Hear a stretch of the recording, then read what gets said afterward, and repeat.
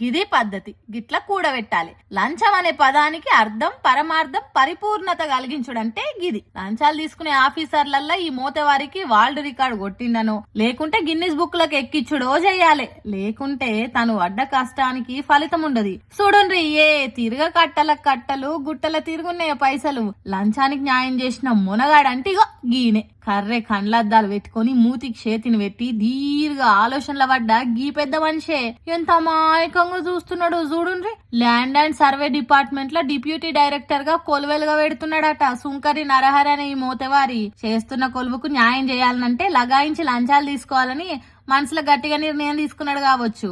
దానికోసం ఎంత కష్టపడ్డాడో ఏమో పాపం.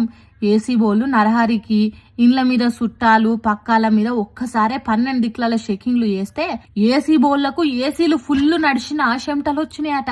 32 లక్షల కడక్ కడక్ క్యాష్ బయట పడ్డదట. ఆస్తి పేపర్లకు అంతులేదట. ప్లాట్లు కలిగిన పట్టాలకు లెక్కేలేదట. బంగారం ముచ్చట చెప్తే బొంగురం తిరిగినట్టు తిరుగుతుందట తలకాయే.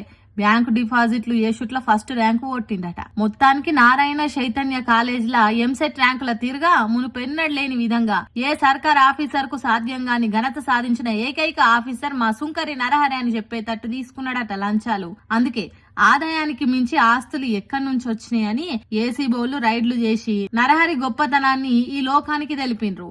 షబ్బాష్ నరహరి అన్న, లంచాలు తీసుకునేటోళ్లకు నువ్వు రోల్ మోడల్ అయిపోయినావు పో. నీకుంటది గట్టిగా మైలపోలిగా రాను రాను.